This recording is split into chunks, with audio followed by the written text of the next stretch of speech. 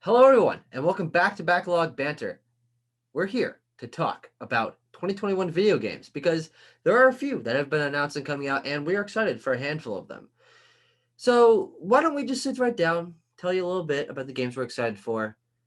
We each chose five, mostly because I only had five, and Yes. Abram had to whittle his down to meet me at my level, which just shows you, the compatriotism here at Backlog Banter, where we can meet on the same level. But Abram, of those five, do you want to start from your least hype? Do you have an order? How do you want to go about this?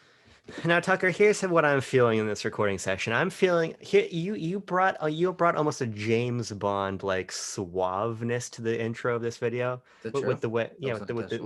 with the cock of the head and the sort of confidence transmitted to the audience. But I think we need to raise not the roof, but the floor, the energy floor. We got to raise it up to Ooh, here because we were talking about the games we're most anticipated for in 2021, which is a big deal. yeah. Now, of course, I got to be honest.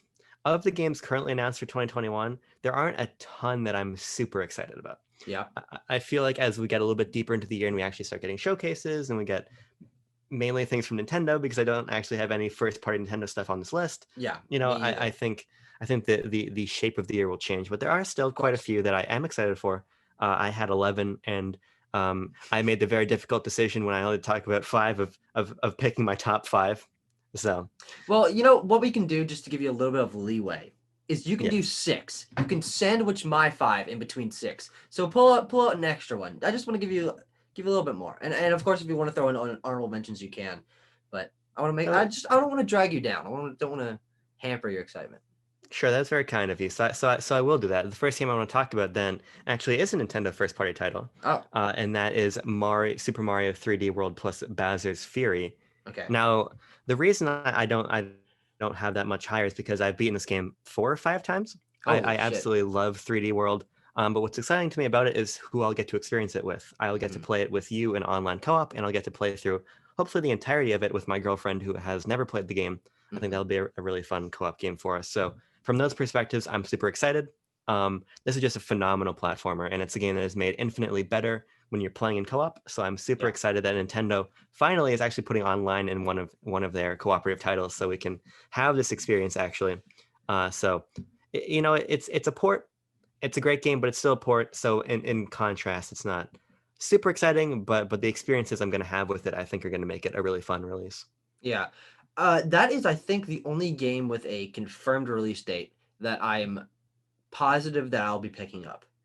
But I'm not excited for it because I'm only getting it so we can do content, not because I want to spend $60 on a Wii U for it. Now, I'm nervous by that statement because there's a game that I thought would be a lock on this list with the release date that you'd be picking up day one. So I'm curious to see what you have on this list. Hmm. Okay. Well, I only have five things, obviously. Yes. And I will start those off with I think the only one on here. Actually, there are two I think might have positive release dates. One of them being Deathloop, Yes. which Okay, good. and that is one that I have been excited for since the first time I saw the trailer. It has absolutely fantastic energy and style, and God, that Dishonored Plus combat essentially just looks remarkable. Arcane is a truly talented developer, and I think this game has a lot of potential. Especially, it's creating a new franchise for Bethesda, so I'm excited for that one. I think Tanner and I are going to go halvesies on it just so we can get it at launch, but we'll see. Um, yeah, is that the one you were thinking about though? Yes, because we've been talking a mean game about how excited we are for Deathloop, and I definitely want to review that with you. So I'm excited you're going to be Okay, picking it up, and we'll rope Tanner in for that one too. sure, That's actually my most anticipated game that we have confirmed for this year. I sure. think Deathloop looks absolutely stunning. I love its sense of personality. I think the gameplay looks really compelling. I'm curious what the multiplayer component is going to be and how it's actually going to factor into the experience. Mm, In terms of trying to go into someone else's game and fucking with them. So it's an mm, interesting concept. I think all around this game seems really, really compelling. It's also interesting that it's a PS5 exclusive in a post Bethesda Microsoft yeah, world. So I'll be curious to see if this is a game that might come to Game Pass, but not probably on a time scale that I care about because I want this day one exactly. for certain. I think this game looks really, really excellent. Uh, if you would oblige me, I want to throw in a different one. Then I want to throw in an imminent game, and that is Cyber Shadow.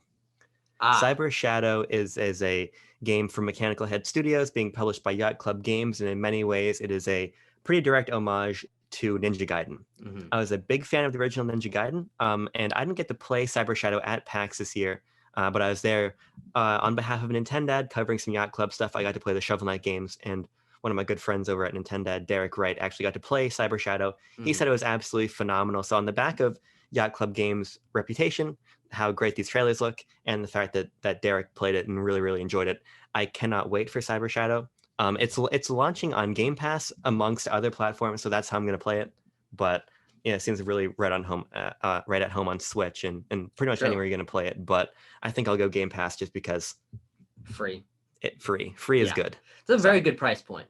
yes, And that is the only way that I would try that game, because I am sure. absolutely not excited for that game at all. I think it lacks any sense of its own identity. And watching the trailer, I'm like, wow, I have seen and probably played this exact kind of game 40 times before, and I don't feel any energy from it whatsoever. So it being free is the only way that I might get in on that. But we'll even see if I even care that much. That's a hard price point to bite on. That's a I mean, I joke, just think, ladies and I gentlemen. mean, Yacht Club Games is just Yacht Club Games, and the fact, for me, the fact that this impresses Yacht Club impresses me because Shovel Knight so authentically understands that era of game design and Yeah, of understands what course. makes games like that great. So the fact that this has Yacht Club seal of approval on it, on top of the things I already mentioned, I'm really compelled by it. Of course, like you said, maybe we'll play it and it ends up feeling too derivative. Yeah. But it's saying something to me, and I hope that if you give it a shot, it says something to you. And if not, I mean, I'll just hopefully be ranting and raving about it on Backlog Banter and a Most review on likely. something. But we'll see. We'll see. There's always a chance that it disappoints me. You know, the No, games I and their don't want to lower. I marketing. don't want to lower the hype here. All right, this is a video Sure. of hype. So let's Yes. take it to another level of a game that really speaks to me, and I'm curious of how much it speaks to you. This is a game that I Okay. don't think I had heard of. Maybe it had concept art until the Game Awards, where it was the first trailer was shown off, which is It Takes Two, Joseph Oh, Fares' okay. new game.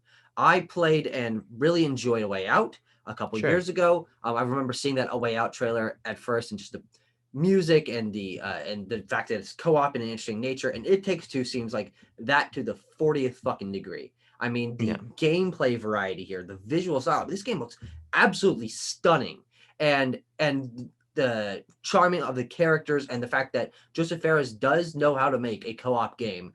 Yeah. This is a day one purchase for me. It's probably not gonna be super expensive. It's a game I can't wait to play through, probably with Tanner, and just see what happens, because the world does need more co-op only experiences, Yes. and Definitely. Joseph Fares knows what he's doing, and I think this game looks phenomenal. So I remember seeing it when they first talked about it in a more cursory way at Yeah, EA's press conference over the summer, and I think it looks interesting. I wouldn't say that in the pantheon of things coming out that I'm super stoked for it, but hopefully, that's going to be one that comes onto EA Play, and EA true. Play is part of Xbox Game Pass. Maybe I can Yeah. check it out there too, because it does seem like a compelling experience, although I'm just not sure it speaks to me as much as a game like Oh, good transition. Monster Hunter Rise. I am pretty stoked for Monster Hunter Rise, and the reason I am is because I played, I would say, about 15 hours of Monster Hunter World and thought to myself, this is really fun, but this is a handheld experience.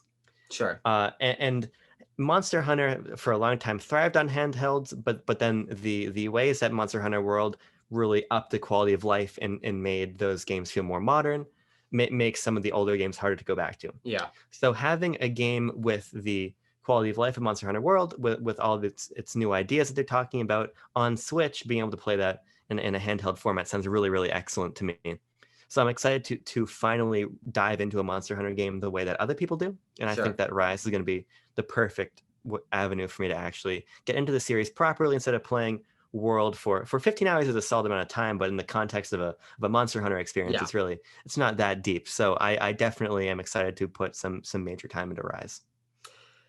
I wish I was excited for it. I just don't see the appeal of the Monster Hunter Sure. formula. Stories too, it appeals to me a little bit more. I like the aesthetic a little more, I like the collection aspect of a little bit more. But I'm probably still not even gonna get that one. But that doesn't disparage anything for Rise. I think it looks absolutely ridiculously good for a Switch game. And Suspiciously good, I would yes, say. and just all the stuff that they're saying about new mechanics being introduced, and the grappling hook and riding on monsters and stuff. That all seems like cool steps for the Yeah. series, which has had quite a few entries. And as far as I know, they've been pretty similar. I know World was obviously a little bit larger scale of an experience, but seeing them sort of take a right step into something completely fresh for the formula, that's very exciting. But I'd like to go to something that is not fresh. Actually, none of the things else on my list aren't particularly fresh, but they are still very exciting to me. All right. But Overwatch 2 is a game that is a fucking enigma because we don't even know if it's coming out this year. Okay. Sure. But I can't not mention it because we've never talked about Overwatch on this channel before. I mean, maybe like favorite games of all time list, but And we both love Overwatch. yes, we love Overwatch. And the interesting thing is, I haven't played Overwatch much recently, and I think a sequel with expanded, single player content and co op content and story mode and upgrades to everything and a fresh roster of heroes adding a bunch at launch, that would completely reinvigorate me. There's no way in hell it doesn't. And I remember seeing that trailer at BlizzCon last year and just thinking it was one of the coolest things I've ever fucking seen because the Blizzard Overwatch team knows exactly how to do hype. And unfortunately, we haven't heard anything else from the game since then. But if we get an information blowout, over the summer, BlizzCon this year, hopefully we get it at the end of the year. But I can't wait for Overwatch 2. Yeah, I think the fact that the team has been so quiet has kind of kept it off my radar because Yeah. I love the original Overwatch. I think I'm not really in the same mindset that I used to be. I don't think that a straight competitive shooter is really going to hook me the way that I could be hooked in high school when I just wanted to really get into one game at a time. Mhm. But the allure of a single player campaign Yeah. makes Overwatch 2 really, really compelling to me. I hope it comes out this year, and I hope that ends up being a fairly, robust experience instead of being a little bit more tacked on or whatever. But the fact that I believe Overwatch 1 and Overwatch 2 have the same multiplayer suite says to me that the single player is really going to be the focus of that release. 100%. Yeah. So I'm hopeful and optimistic that it ends up being something really, really cool. Yeah. Also going to be really, really cool that you're not going to be excited for, but I cannot wait for, and that is Lego Star Wars: The Skywalker Saga. I think this game looks absolutely delightful. I come into it with the fact that I love Lego Star Wars: The Complete Saga. That's a game I have a lot of personal connection to. Mhm. Both that and the individual releases in the PS2 era, and then the combined release in the 7th gen. I played a lot of every permutation of this game. Even played a lot of the DS version, the gimped version. Yep. With family, with friends, and I just absolutely love Star Wars. So the fact that we're seeing TT Games return to the Star Wars universe is in itself exciting. But the fact that they're doing the entire saga from Phantom Menace to Rise of Skywalker is really, really engaging to me, especially due to the fact that I've found a lot of the modern Lego games to be pretty convoluted. Okay. Except for the Force Awakens game, which had really smart gameplay additions. It had third-person cover-based shooting and had basically Star Fox-like all-range dogfighting missions, and those felt like they integrated into the formula really well. And I'm hoping that this ends up being a game that returns to those older Lego sensibilities and brings the fun the series has been known for, and just delivers a really awesome and content-rich Star Wars experience, which I have no doubt that it will. And I'm really excited to actually get into this experience and see how they've updated these stories and Yeah. see what kinds of fun side characters they have, because there's always wacky characters in these games, and getting to play as weird characters and explore new corners of the galaxy. I'm just so excited for this game. Let's hope there's something that I'm excited for because Lego Star Wars does nothing for me. Not that I don't have nostalgia for the game on the Game Boy Advance and DS, which is where I played it mostly. But the Stanley Parable Ultra Deluxe, Okay. I think while I am naming all the other games, and I probably should have saved this for last, is my most anticipated 2021 title. Now that is Sure. comes with a fucking meaty caveat, a meaty asterisk is there's not a confirmation that it's coming out this Yeah. year, but it was announced at the 2018 Game Awards for 2019, and then they said nope 2020, and they said nope 2021. So unfortunately, I think it's the impact of COVID, of separation on the small development team that has been pushing it back. But I also do think that it could mean that it's a more meaty package than we were initially thinking. Sure. The fact that development time has dragged on, quote unquote, for so long. But the Stanley Parable is such a fantastically unique experience that was never on console. So many people were never given a chance to experience it. And the fact that they are doing that re-release with improved graphics, with added content, with probably all sorts of other stuff that they're not even talking about just to fill the game with surprises. I I just it's going to make the entire game a fresh experience, even though it is based Yeah. on the bones of the original. Man, I can't fucking wait for it. I still barely know anything about what the Stanley Parable really is, other than your just continued praise for it. So I believe this is one of my gaming resolutions. I need to play this game. Hopefully, I can be playing the extended edition. What's it called again? This Ultra Ultra Deluxe. Deluxe. Yeah. Ultra Deluxe sounds like a Kirby game, but I have to say that I am excited to finally give it a shot because Yeah. you love it so much. And I hope that actually comes out. Because the last game I want to talk about is in that exact same boat, and that is I don't think Tunic from. did we switch off back and forth? Because I still have one more. Yeah, because we both had Deathloop. Oh, The okay. rub. All right. But I can round out my picks with Tunic from Finji. Mhm. Tunic is a game that was supposed to come out and is still listed as late 2020. Mhm. Um, it's not 2020 anymore. However, I did get to play the game in 2020 at PAX, and I absolutely adore this. Essentially, for people who aren't familiar, Tunic is this sort of really warm and inviting isometric Zelda-like experience where you play Yeah. as a fox. And it's this intersection of a really warm and excellent art direction with solid gameplay mechanics and just the Zelda structure underneath it that I think makes it really special. I find that a lot of these sorts of games that either try to emulate Zelda or try to emulate other experiences end up feeling a little bit hollow because they want to be something that can't be. But playing Tunic, there was just a real authenticity to it and a real feel. I'm a big fan of game feel, and actually going hands-on and experiencing this showed me this is something special. It's not just another game that wants to be Zelda. Yeah. And I'm really excited for it. It is an Xbox console exclusive, also coming out PC and Mac. And I wouldn't be surprised if this eventually makes its way to something like Switch, considering what we've seen, Cuphead and Ori do. Of course. But Yeah. I cannot wait to play this. It's obviously going to be on Game Pass. I hope we get a release date confirmation soon. Finji are the people behind games like Night in the Woods, so Oh. they're a solid publisher, and I'm just really really excited to finally get my hands on the full game, and I know I'm gonna love it. That is one that I'm gonna meet you on the middle on, because while I obviously have not had the hands-on experience that you have had with it, the more I think about it, I'm totally down to give it a try. I think the fact that I wasn't into the Zelda formula beforehand, especially 2D Zelda, I was like, oh, okay, it doesn't know. But I think the game visually looks fantastic. I'm a really big fan of that art style, and if it's a contained, tightly designed experience, why not? I'll hop in, Yeah. Game Pass, play through it in a couple days. I really do want to give that one a shot. But the last one for me, because I still do have one more, is God of War Ragnarok, which of course Okay. isn't confirmed for 2021, but it's probably They going to did be. say 2021. Did they? Yeah, that would see Or that wait. that's a big controversy because of course it said Ragnarok is coming 2021, and in the Oh, absence okay, of never mind. gameplay, people are feeling nervous. But Yeah, no, I think that's what. I think it's coming this year. So you know what? Maybe I didn't do my own research for the things that I put on this list. I'm not positive that you did. Yeah, there's a bunch of this stuff. You know, whatever. We're going off the cuff, back to the fucking roots of backlog banter. But Yeah. God of War, the original God of War from 2018, fucking original, whatever. God of War 2018 is one of the shining achievements of the PlayStation 4 third-person action cinematic experience video games of the last generation. I have been watching my roommate play it. Literally, let me fucking check my watch 40 minutes ago. He's been playing it all day, and he seems to be really getting into it. And I'm just remembering how jaw-dropping everything about this game is, because it does take storytelling and visuals and puzzles and combat and everything mashed together in an absolutely fluid and fantastic experience. And the story beats that they leave you on at the end of this just makes me feel like, holy shit, they have so much more to do in this universe. And I really do think that they could take it up that next step to make Ragnarok something even more special than the original.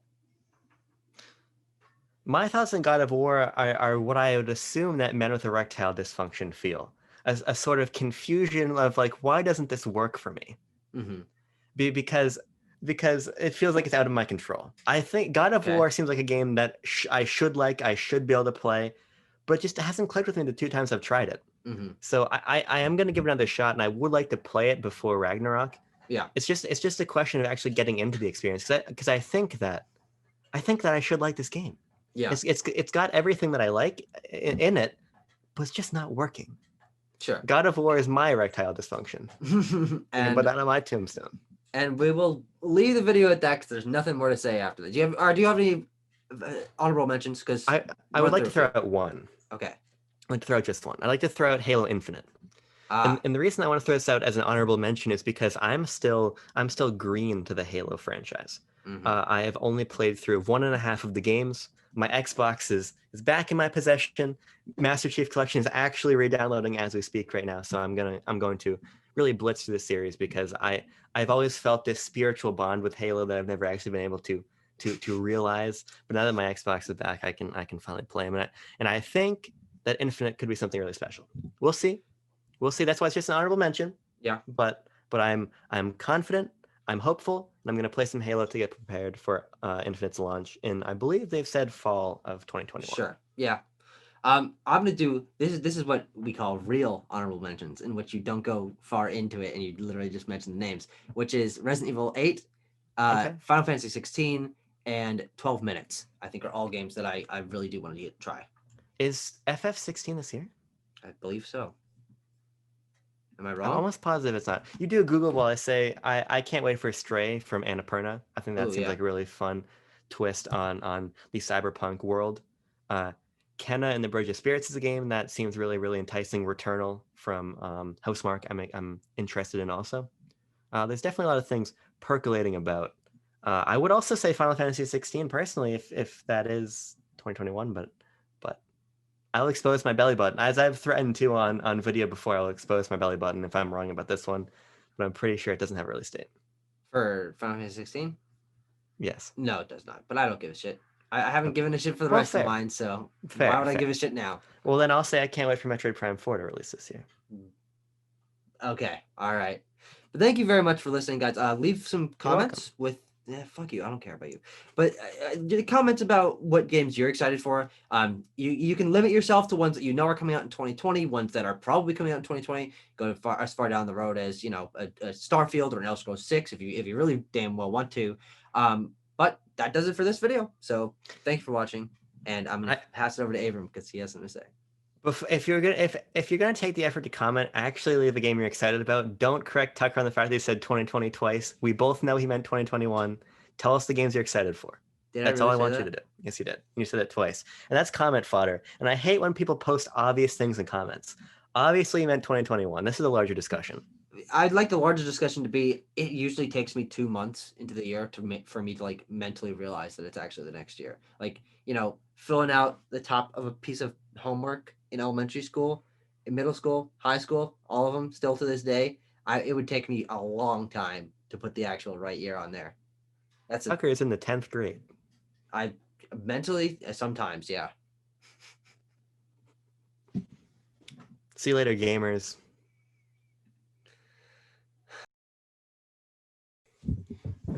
We're going to run into the issue of people thinking that I don't bathe because they wear the same things every time I record. Yeah? Yeah. I mean, you ran that joke about me in my fucking red shorts, so. Well, but the difference is that you don't bathe. No, yeah, sure.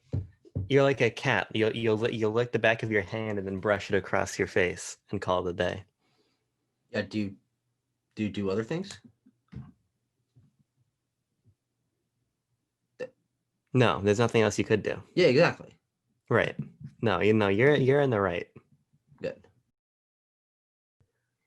A lot of it. Imagine stalactites. Imagine come stalagmites. Yeah, which one's more impressive though? The one you have to build up from the ground is obviously more impressive. Well, the thing about a stalactite is that it's the dripping over time and a slight calcification of the drop that fell that builds it. So I would say a stalactite is a little more impressive, especially if it's made entirely of semen.